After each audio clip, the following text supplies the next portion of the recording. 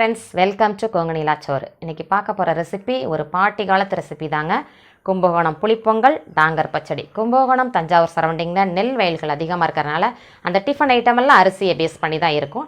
இந்த ட்ரெடிஷ்னல் ரெசிப்பியை அவங்க கூட ஷேர் பண்ணுறது எனக்கு ரொம்ப பெருமையாக இருக்குது. ஒரு சிறு நினைவூட்டல் தான். கண்டிப்பாக ஒரு தடவை ட்ரை பண்ணி பாருங்கள்.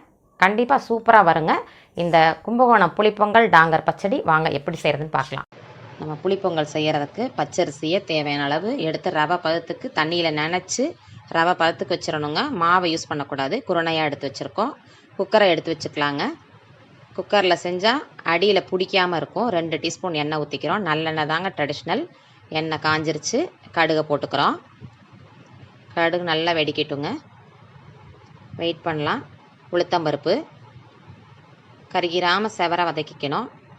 இந்த புளி பொங்கலுக்கு காரம் இந்த மிளகாய் தாங்க, அதனால் ஜாஸ்தியாக ஃப்ளேவர் தகுந்தது போட்டுக்கோங்க. கட்டி பெருங்காயத்தையும் போட்டுக்கோங்க. பெருங்காயம் பொரியிற வரைக்கும் வெயிட் பண்ணலாங்க. நல்லா வாசமாக இருக்கும். கடலைப்பருப்பு போட்டு கருகாமல் ரோஸ்ட் பண்ணிக்கோங்க. நல்லா கிண்டி விட்டுக்கலாங்க.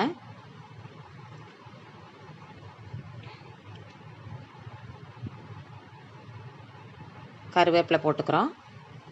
கலர் மாறாமல் இருக்கும் லாஸ்ட்டில் போட்டாக்கா, அதனால் லாஸ்ட்டில் போட்டுக்கோங்க. மஞ்சத்தூளும் லாஸ்ட்டாக போட்டுக்கலாம், இல்லைன்னா கலர் மாதிரி கொஞ்சம் கருத்த மாதிரி வந்துடும். இது மஞ்சத்தூளை போட்ட உடனே சட்னி புளி தண்ணியை ஊற்றுற மாதிரி வச்சுக்கோங்க. 1 கப்பு ஊற்றிருக்கேன். 1 டம்ளர் ரவைக்கு 4 கப்பு தண்ணி, 1 கப்பு புளி தண்ணி ஊற்றிட்டேன். 3 கப்பு பச்சை தண்ணி ஊற்றிக்கிறோம். அப்போ மொத்தம் 4 டம்ளர் ஆச்சு. 1க்கு 4 தாங்க கரெக்டாக இருக்கும். பொங்கல்ன்றதுனால நல்லா குழைவாக வரணும். நமக்கு தேவையான அளவு உப்பை போட்டுக்கிறோம். கொதி வர வரைக்கும் வெயிட் பண்ணலாங்க. நல்ல ஃப்ளேவராக புளி சாதம் மாதிரியே இருக்கும்.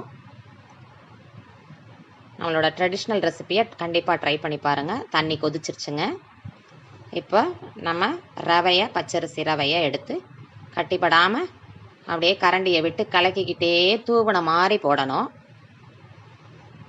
நம்ம புளி தண்ணிங்கிறமா அடியில் போயிட்டு செட் ஆகிற மாதிரி இருக்கும். அதனால் லேசாக தூவின மாதிரி போட்டு கட்டிப்படாமல் கொண்டு வந்துடணுங்க.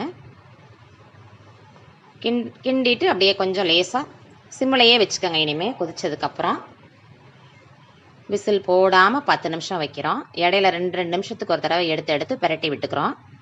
மொத்தம் 20 நிமிஷம் டைமுங்க இதுக்கு. 10 நிமிஷம் 2 நிமிஷத்துக்கு அப்படியே கிளறி கொண்டு வந்துட்டால் பாதி வெந்துடும். பாதி இதிலேயே நல்லா வெந்து வந்துடுங்க. 2 நிமிஷம். இப்போ நம்ம விசிலில் போட்டு 10 நிமிஷம் வைக்கிறோம். மிச்சம் இருக்கிறதும் நல்லா வெந்து வந்துடும். இப்போ வெயிட் ரிலீஸ் பண்ணியாச்சுங்க. நம்மளோட பொங்கல் ரெடி ஆயிடுச்சு. புளி பொங்கல் அப்படியே பார்க்க குழ குழ நல்லா கரெக்டான பக்குவத்துக்கு திட்டமாக இருக்குது. நம்மளுடைய பொங்கல் ரெடிங்க. அப்படியே நல்லா கரண்டியை விட்டு அப்படியே நல்லா கிளறி செட் பண்ண மாதிரி விட்டுட்டு அப்படியே மட்டமாக வச்சுட்டு நல்லெண்ணெய் 1 ஸ்பூன் விட்டுக்கலாங்க. நல்லெண்ணெய் 1 ஸ்பூன் விட்டுக்கிறேன். இப்போ மூடி வச்சுட்டு 2 நிமிஷம் கழித்து எடுத்துக்கலாங்க. இதுக்கு இடையிலையே இந்த ரெடி ஆகிட்டு நம்மளுது 2 நிமிஷம் ஆகிட்டுங்க. நம்மளுடைய புளி பொங்கல் சாப்பிட்றதுக்கு ரெடி ஆகிட்டுங்க. அவ்வளோதான், ஆஃப் பண்ணிட்டேங்க. அடுத்து இடையிலையே டாங்கர் பச்சடி செய்கிறதுக்கு நம்ம எண்ணெய் சட்டியை வச்சாச்சு. ஒரு 2 டீஸ்பூன்லேருந்து 3 டீஸ்பூன் அளவுக்கு நல்லா உளுத்தம்பருப்பை எடுத்து போட்டு ட்ரை ரோஸ்ட்டாக பண்ணி கொண்டு வந்துடணும். கருக விடாமல் கொண்டு வந்துடுங்க. இந்த கலர் கரெக்டாக இருக்கும். இப்போ அதை அப்படியே மிக்ஸி ஜாருக்கு ட்ரான்ஸ்ஃபர் பண்ணிக்கலாம். கருகிடாமல் வறுத்து கொண்டு வந்துடுங்க. நல்ல ஃப்ளேவராக இருக்கும் இந்த பச்சடி. இப்போ ஒரு 1/2 டீஸ்பூன் அளவுக்கு சீரகத்தை அந்த சூட்லேயே ஒரு பெரட்டி எடுத்துக்க வேண்டியதாங்க. கருகாமல் அந்த வாசம் வந்தோடனே எடுத்து போட்டுக்க வேண்டியதுதான். இது 2ஐயும் போட்டு இப்போ நம்ம பவுட்ரு பண்ணிக்கலாங்க. மிக்சியில் பவுட்ரு பண்ணியாச்சு. இப்போ 1/4 லிட்டர் தயிர் நல்லா கெட்டி தயிராக எடுத்து வச்சுக்கிறோம். இதில் நம்ம அரைச்சி வச்ச பவுட்ரு எடுத்து போட்டுக்கிறோங்க. தேவையான அளவு உப்பு போட்டுக்கிறோம். இப்போ ஒரு தாளிப்பு தாங்க. 1/2 டீஸ்பூன் எண்ணெய் ஊற்றிட்டு கடுகு வெடிக்க விட்டு கொஞ்சம் பச்சை மிளகாய், கருவேப்பிலை ஒரு பெரட்டி எடுத்து அப்படியே கொட்ட வேண்டியதாங்க. இந்த புளி பொங்கலுக்கும் டாங்கர் பச்சடிக்கும் பெஸ்ட்டு காம்பினேஷனாக இருக்கும். வேறு எந்த ஐட்டமும் இந்த அளவுக்கு டேஸ்ட்டாக இருக்காதுங்க. இப்போ மேலே அலங்கரிக்கிறதுக்கு நம்ம கொத்தமல்லி தழையை தூவிட்டு கிளறிக்கலாம். நம்மளுடைய டாங்கர் பச்சடி ரெடி ஆகிட்டுங்க. ரெண்டுக்கும் செம காம்பினேஷனாக இருக்கும். இப்போ ப்ரெசன்ட் பண்ணிக்கலாங்க. நம்மளுடைய புளி பொங்கல் இது மாதிரி கேக்கு மாதிரி பண்ணிக்கலாம். ஆறுனதுக்கப்புறம் கெட்டியாயிரும். நம்மளோட பச்சடி ரெடி ஆகிட்டு. கண்டிப்பாக ட்ரை பண்ணி பாருங்கள். கமெண்டில் எப்படி இருக்குன்னு சொல்லுங்கள். என்னோடய வீடியோவுக்கு லைக் பண்ணுங்கள், ஷேர் பண்ணுங்கள், கமெண்ட் பண்ணுங்கள், சப்போர்ட் பண்ணுங்கள், சப்ஸ்கிரைப் பண்ணுங்கள். நான் ஒரு சின்ன அவேர்னஸ்க்காக இந்த பாட்டை பாடுறேன்.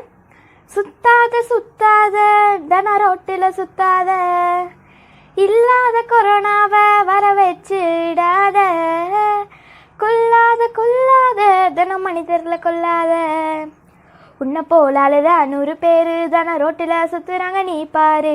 சரிதான் சரிதான் மாஸ்க் போடு, கொரோனாவை வரட்டிடு, அப்படி இப்படி ஊசி போட்டு கொரோனா வராமல் பார்த்துக்கிட்டு, என்ன நடந்தாலும் கொரோனாவை எதிர்த்து நில்லு, இது நம்ம பொறுப்பு. இந்த வீடியோவில் நான் என்ன சொல்ல வரேன்றதை உங்களுக்கு புரிஞ்சிருப்பீங்க.